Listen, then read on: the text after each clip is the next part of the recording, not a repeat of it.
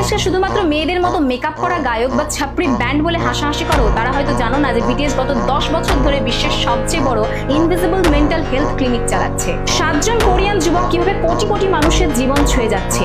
আজ আমরা কোনো ফ্যান থিওরি নয়, বরং গেন্ট ইউনিভার্সিটির রিসার্চ এবং কার্ল জুং এর সাইকোলজি দিয়ে এই মানসিক বিপ্লবের আসল সত্যটা দেখব। জেন জি ইতিহাসের সবচেয়ে বেশি ডিপ্রেস জেনারেশন এবং তরুণদের মধ্যে একটা বড় অংশ পরিবার থেকে দূরে শুধুমাত্র ফোন স্ক্রল করেই দিন কাটাচ্ছে।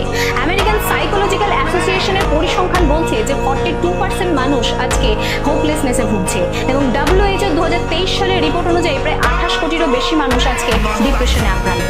আর এখানে বিটিএস কাজ শুরু করে। যেখানে অন্যান্য পপস্টাররা শুধুমাত্র ব্রেকআপ আর ড্রাগস নিয়ে গান লিখছে, সেখানে বিটিএস লিখছে সোশ্যাল অ্যাংজাইটি এবং স্কুল বুলিং নিয়ে। তাদের ওয়েলিয়ান 52 গানটি শোনো, যেটা একটা একাকী তিমির গল্প, যার আর্তনাদ কেউ শোনে না এবং আজকের জেন জি এই একাকিত্বের সাথে রিলেট করতে পারে। আর এখানেই লুকিয়ে আছে আসল সায়েন্স। ডক্টর অ্যারেন বালিকের মতে বিটিএস তাদের গানে ইয়ংগিয়ান সাইকোলজি ব্যবহার করে। তাদের ম্যাপ অফ দ্য সোল অ্যালবামটি পুরোপুরি সুইস মনোবিজ্ঞানী কার্ল জুং এর তত্ত্বের উপর ভিত্তি করে। তারা মানুষের মনের অন্ধকার দিক বা শ্যাডো নিয়ে কথা বলে, যেটা আমরা লুকিয়ে রাখি। মেম্বার সুগা যখন তার ডিপ্রেশন এবং সুইসাইডাল থট নিয়ে কথা বলেন, তখন ফ্যানরা দেখে যে তাদের আইডলও সে একই লড়াইয়ের মধ্য দিয়ে যাচ্ছে।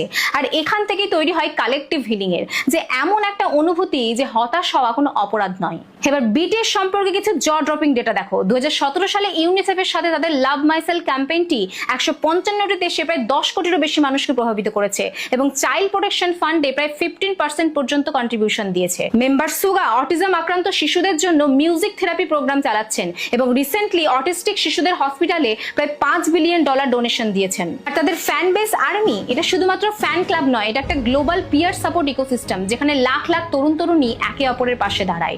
এবং ল্যাফেনের স্টাডি বলছে যে এই কমিউনিটির অংশ হলে আত্মহত্যা করার প্রবণতা উল্লেখযোগ্যভাবে কমে।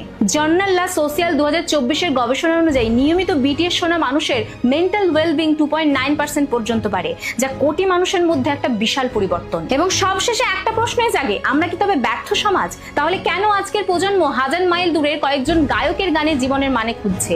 বিটিএস কোনো ম্যাজিক করছে না, বিটিএস সেই শূন্য স্থানটা পূরণ করছে যেটা আমরা তৈরি করেছি। আমরা যখন ডিপ্রেশনকে বিলাসিতা বলি এবং অটিজম আক্রান্ত শিশুকে অস্বাভাবিক বলে দূরে ঠেলে দিই, তখন বিটিএস তাদের হাত ধরে একটা কথাই বলে, you are not wrong, you are just different. তাহলে এখন হেটার্সরাই বলো, বিটিএস কি শুধু ছাপড়িদের ব্যান্ড, নাকি তোমাদের এই চিন্তাধারা বদলানোর সময় এসেছে?